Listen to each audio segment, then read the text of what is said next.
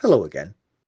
The Practical Animal channel is dedicated to the public understanding of conservation, aiming to give students and career breakers tips that may just give you the edge you need to land that dream animal job. To meet today's guest, we go to Chester in the UK. Jimmy Hill is a farmer, raptor conservationist, and chairman of the charity Raptor Aid. Besides ringing birds of prey and owls, erecting nest boxes, and monitoring the breeding success of raptors like urban peregrines in Chester and honey buzzards, his charity also sponsors conservation of the Philippine monkey-eating eagle. There are about 400 breeding pairs of the Philippine monkey-eating eagle. Working with birds of prey and living the wildlife looks like this.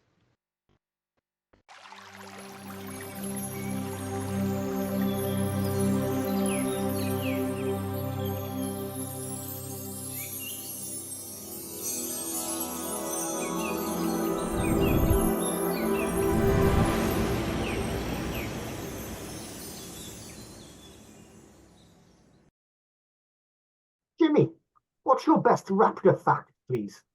Probably the fact that we don't know enough about raptors. The one that I like is from Mike Tom's books, a new naturalist book on owls. And I never realized this, and it's to do with their hearing.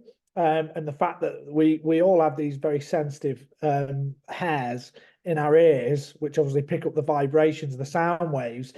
But for owls, they can regrow them. And I never knew this until I read Mike's book and read this fact that owls, basically, essentially a barn owl, should never lose its hearing, which I suppose makes absolute perfect sense. If you're relying on, a world of audio and picking up the rustles and the squeaks of small rodents, then you don't want to lose your hearing. We know how an owl's eyes work, and the fact that their eyes absorb light and they're much more sensitive to light than ours are. A barn owl has to hunt in the daytime, certain times of the year, like if it's really cold and they're struggling to find food, or they've got lots of young to provision in the summer.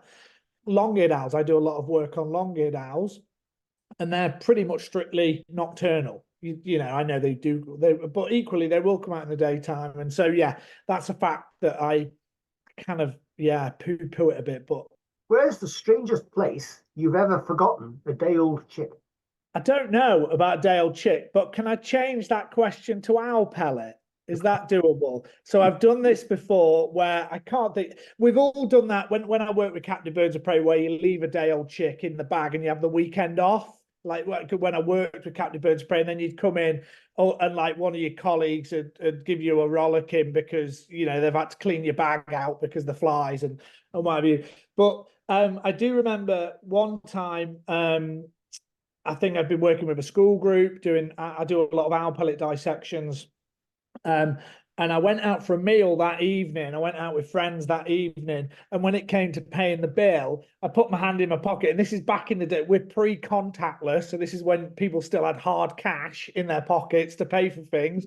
And I put my hand in my pocket and pulled out just a clump of coins and fur and lower mandibles and skull. And the look on half the table's face that could see it were absolutely horrified. Basically throughout the course of the meal, I'd managed to dissect an owl pellet in my pocket moving around. Anyway, needless to say, Pizza Express would not accept lower mandibles for payment for a margarita pizza. But there you go. It's a bit different to a day-old chick. And I don't think I've ever been out for a meal with those friends again either. But there we go. How to edit your friends. Exactly. Jimmy, what jobs are there with birds of prey?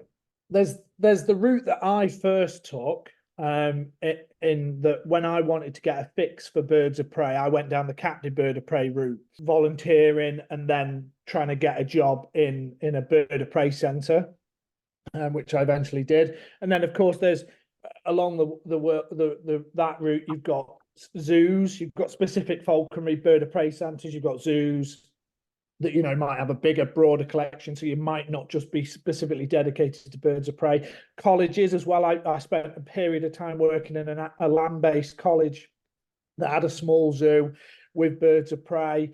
And then, of course, there's things like pest control as well, which I know you know about, John. I think in the conservation side of things, there's looking at zoos again, and a lot of the bigger zoos have conservation departments. So I live very close to Chester Zoo, that have got a huge department. Of course, another organisation you'll know very well, Durrell. You know, they've worked on with the Mauritius kestrel, and it's a lot more competitive.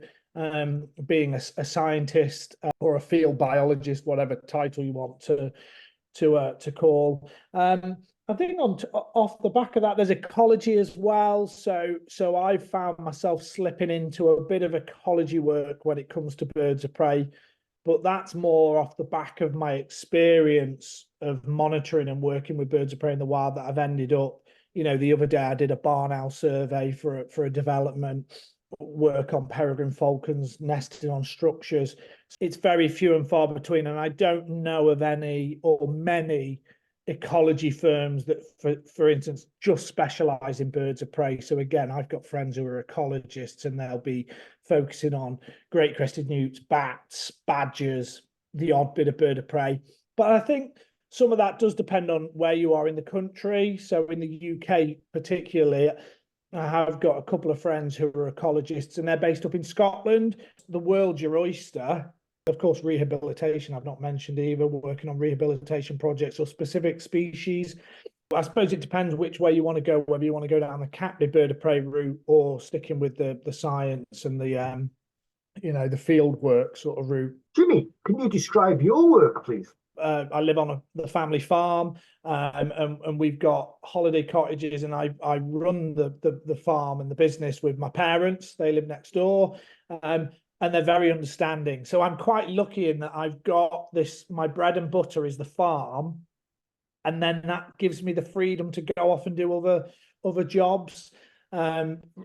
My passion, which is bird of prey survey and monitoring. So yeah, it's not the main breadwinner. I think if I was having to pay the mortgage through raptor conservation and monitoring, it would be, I'd have to go down this route of being an ecologist and having more strings to my bow.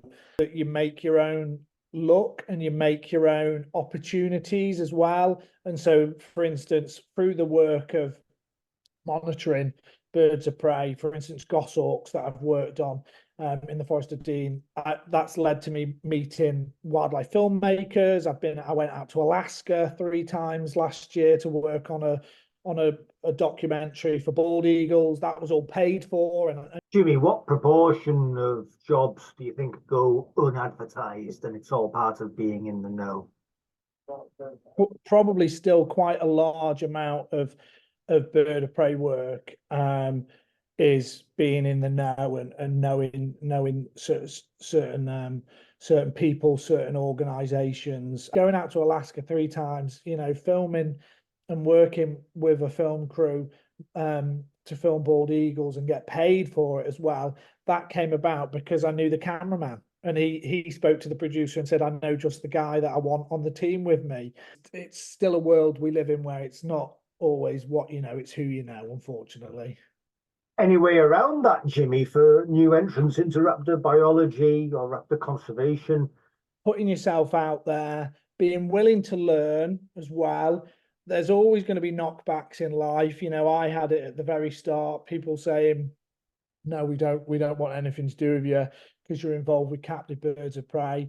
Getting stuck in, taking every opportunity. I think that if you think it's going to benefit you, and what skills, Jimmy, does a person need to work with birds of prey, and do those skills differ depending on whether you want to go down the captivity route or the field biology route?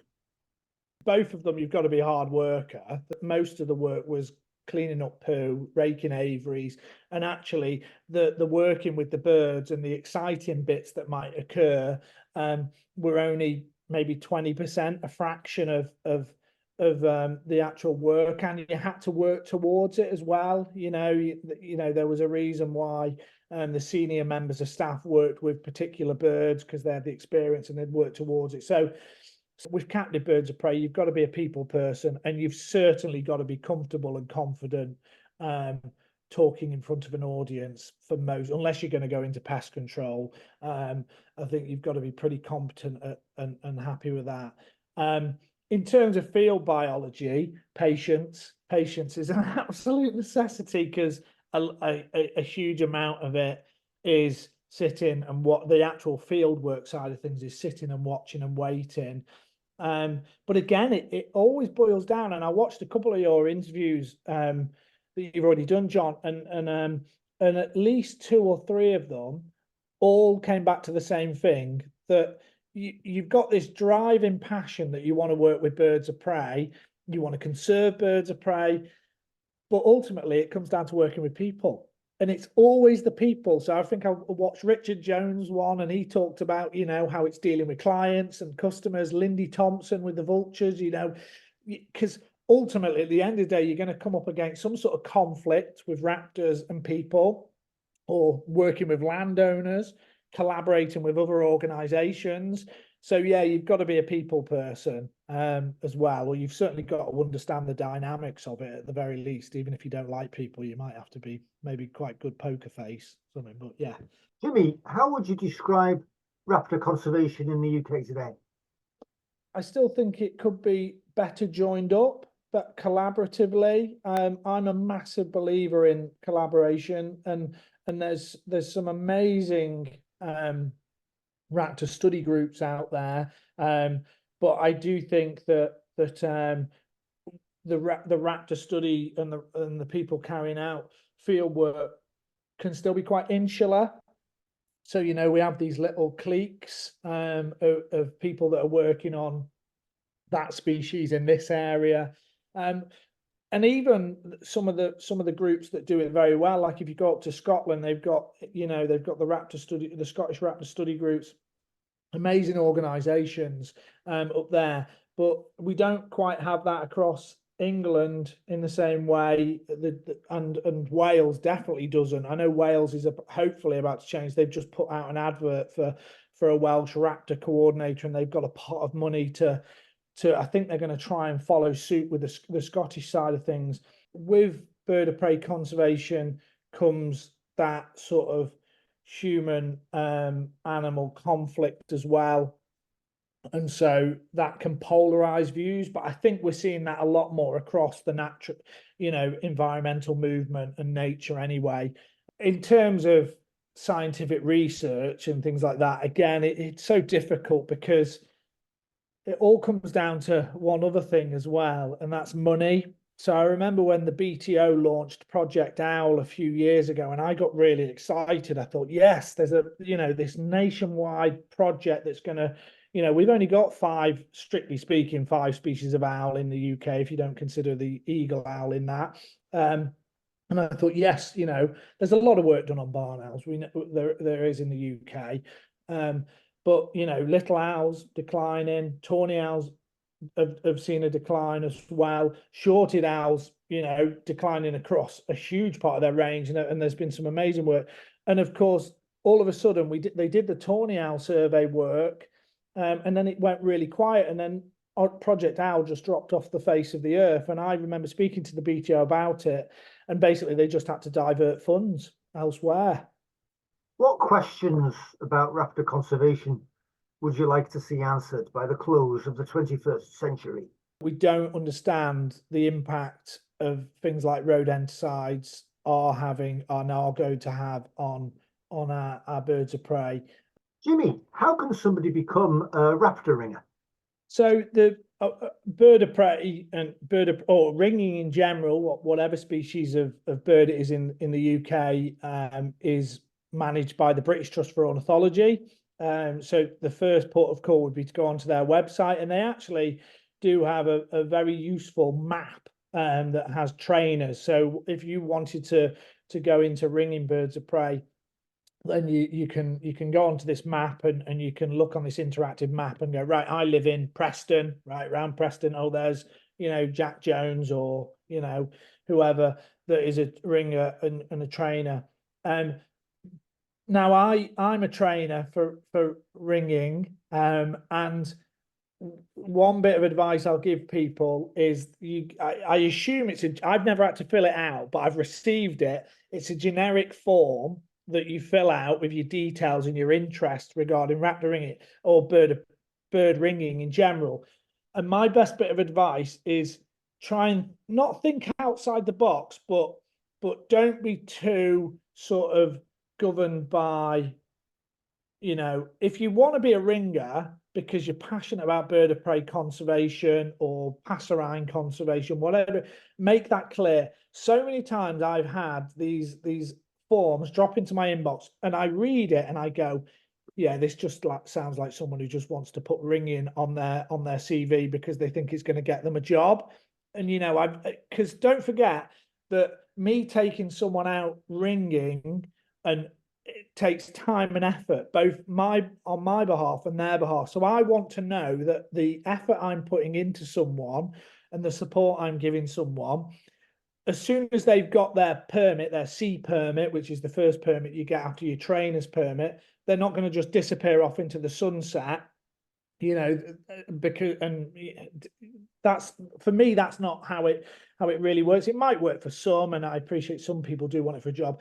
But the other thing I always tell people when it comes to ringing is there's more to raptor conservation than sticking a ring on a bird's leg. Okay, so one of the other fantastic voluntary schemes that the BTO have is Nest Record Scheme. And ultimately, most of the raptor bird of prey ringing that goes on in the UK is what we call pulley, young birds from nests. And of course, those nests have got to be found. And trust me, yes, it's lovely, to hold a bird in the hand, get that close to it, ring it. Today I checked a little owl box of mine. It got 4 chicks in there, and the adult female was a bird that I'd rung 3 years ago. So that's lovely to see that bird, and we know that because of the ring number, that bird is surviving and thriving, and she's got 4 new chicks, which I'll go back and ring in 2 or 3 weeks' time. But actually, the monitoring and finding nests is one of the most rewarding things I think you can do. So it's not all about ringing. And trust me, if someone walked into an interview and said to me, I'm not a ringer, but I do know how to monitor X, Y, and Z species, and I've monitored this many buzzard nests, this many kestrel, I find that a much more interesting conversation than how many rings you put on barn owls or how many rings you put on tawny owls and so on. For me, the ringing is like the sort of cherry on top, and it does give us some fantastic data. But yeah, the monitoring and the field craft and the field work is where I try and direct people, and the nest record scheme. A question on behalf of trainees and volunteers, really, who get involved in ringing, and for that matter, any other voluntary scheme managing wildlife. I'm thinking bat workers' licenses. I can count on the fingers of one hand, thankfully, the number of times that I've been on training schemes, ringing and others besides, and the trainer, after a considerable amount of effort, time and energy in the field over a sustained period of months, has let me down and just not contacted me and not pursued it. How can really keen trainees guard against that? It's a difficult one. It really is, because ultimately you are governed, and I've seen this time and time again as well, where people are trainees and they're trainees for too long. Now, one of the nice things I think the BTO have just done is they've changed the structure of the ringing process, the training process, with the view that really a lot of people, I think, used to sit on what we call a C permit. So a C permit is, you probably know, John, but is where you're on someone else's license. So I will have people on my license that are C permits, and so they can ring. They don't need to be with me. They use my rings though, and obviously we go through training and development. But some people don't want training and development. They're actually happy just ringing barn owls, tawny owls, little owls, or just barn owls. For that matter, that's fine. What the BTO are pushing now is that and I've just taken a good friend of mine on onto my license as a C permit, with the view that he's going to go on. He wants to push on to be an A ringer, and I'm happy. So I'm going to try and help him get to that stage. But it is very difficult because you have still. I had a phone call the other day with another friend who's trying to get into ringing, and the difficulty is a lot of ringers, or many ringers in my experience, are retired individuals as well. And when someone's got a full-time job, like my friend who I spoke to on the phone the other day, he says, I just can't do it. You know, this chap will ring me up and say, right, Ben, and this is pass around, so they often do it early in the morning as well. I'm going to be at such and such a location, you know, the ringing station at 6:30 in the morning tomorrow. And Ben's like, my friend's like, I can't do it. You know, I've got work tomorrow. I can't just drop everything. And so, I mean, it is really difficult. The one good thing as well, I will point out, is that any ringing that you do with anyone is transferable. So if you go out and ring, I don't know, 200 starlings over the course of years with Jack, and then he lets you down, that ringing doesn't disappear. That is, you know, you can keep a crib sheet, I think it's an Excel sheet of all that experience, and that can be transferred to someone else. So you don't lose it straight away because you're not with him anymore. And I think that's a really important point to make. Attending conferences.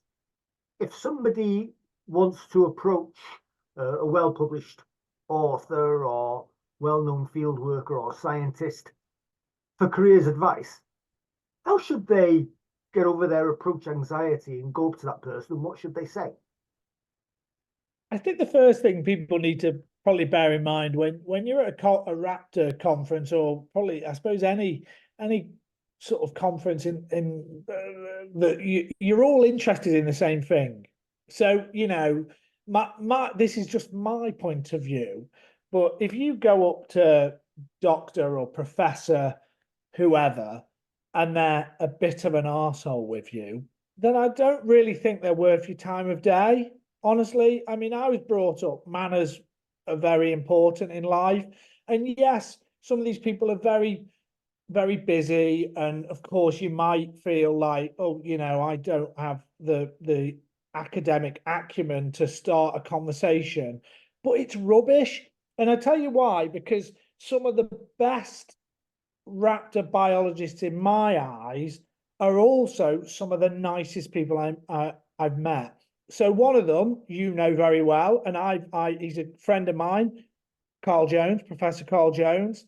I mean, he's absolutely batshit crazy, but I think that's brilliant, you know, and he's fascinating. But Ian Newton, you know, Ian Newton has written countless books on ecology of various species, never mind his work on sparrowhawks or population ecology of raptors. And he's just a really nice guy. And I think most of them are. But I suppose, you know, to get over your nerves, hopefully, if you want to go and speak to someone like that, you've got a bit of an understanding of their background and what they've done before. So yeah, maybe have a question ready, like, oh, you know, I really enjoyed that paper you wrote on fish owls. The last thing you want to do is make the effort, pay the money, go to one of these events, and then walk out and go, oh, I really wish I'd have gone and spoke to so-and-so, or I really wish I'd have plucked up the courage. Just do it. We're all humans. And if you're really worried, wait till the evening when everyone's sozzled because they've been to the bar, and then they'll tell you what they want. They'll probably tell you your PIN number. One of those people that you've mentioned in the past 3 minutes, I went up to at a conference, and I started the conversation by saying, is it doctor or professor? Blah, blah, blah. Yeah.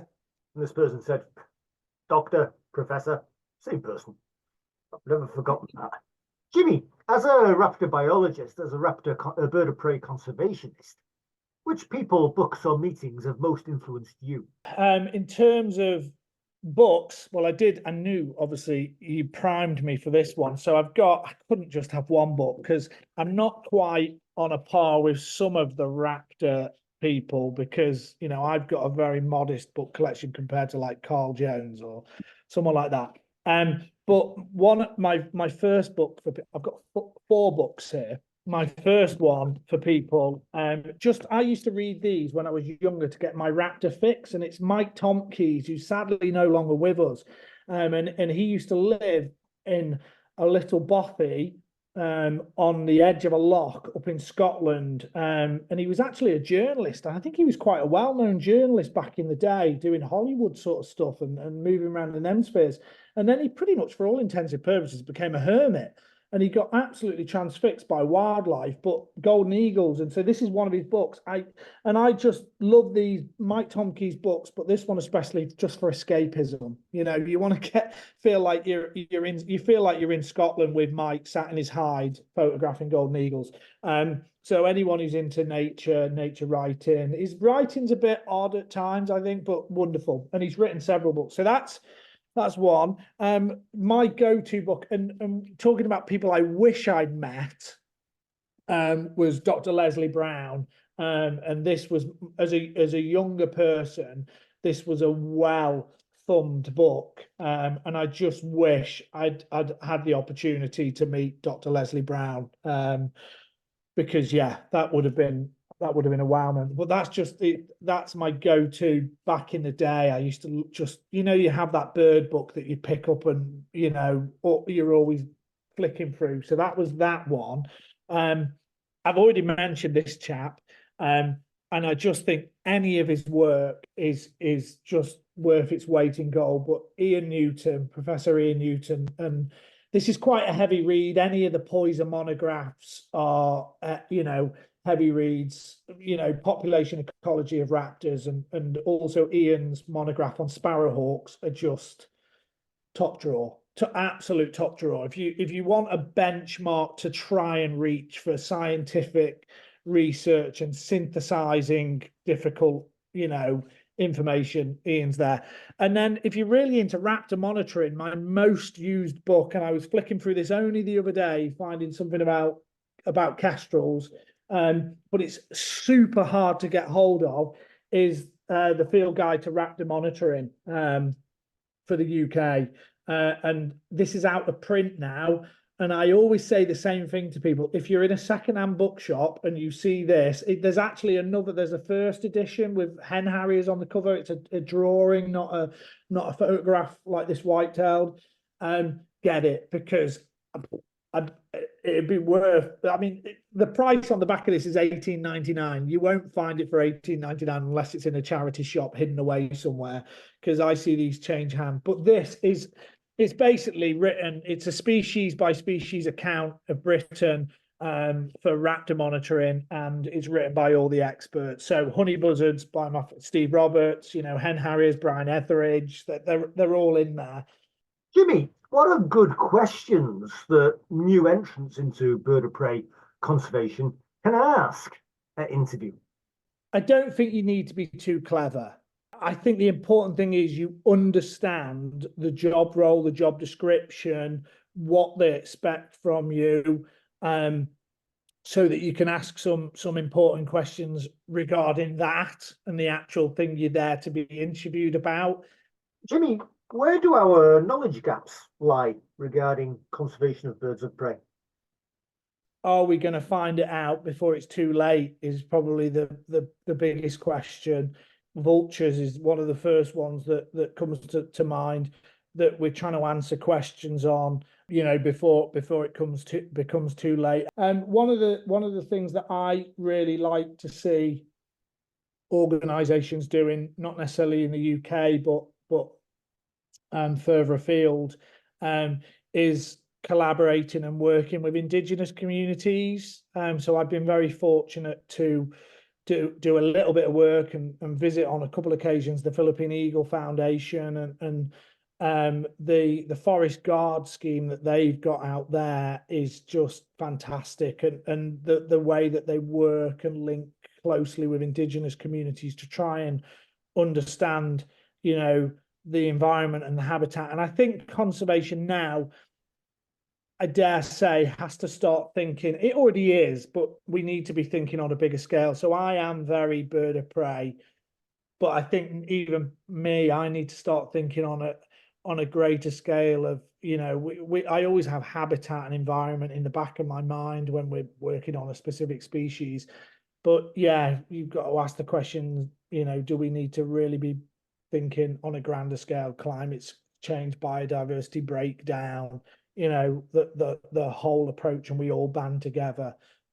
Jimmy, what advice can you give to somebody who wants to become a bird of prey conservationist? Thing is, you've got to have that drive, and that real passion for the species or the environment, the habitat, or the organization that you're working for to make it succeed. Otherwise, what's the point? So I am very much driven by my passion for birds of prey, and I think that's really important, because it's ultimately what's going to make you get out of bed. Jimmy, a lot of land-based colleges, something that you've mentioned already, and colleges of further and higher education, and now are offering wildlife management, animal management, and allied courses. Can you suggest a project for a wildlife management student? Microplastics in birds of prey and it being ingested, rodenticides as well, and audio acoustics of owls. We know that we can identify individual birds based on the sonograms. Jimmy, can you complete this sentence for me, please? Birds of prey are super freaking cool. Jimmy, is there anything that you'd like to add? Just get out there. We need all the help we can get, and don't think that whoever this is that's listening to this, your little contribution can't make a difference, because it can. Jimmy, you are the chairman of Raptor Aid here in the UK, and you are also a bird of prey conservationist. Thank you very much for being on the Practical Animal Channel, Jimmy Hill. It's an absolute pleasure. Thanks for having me.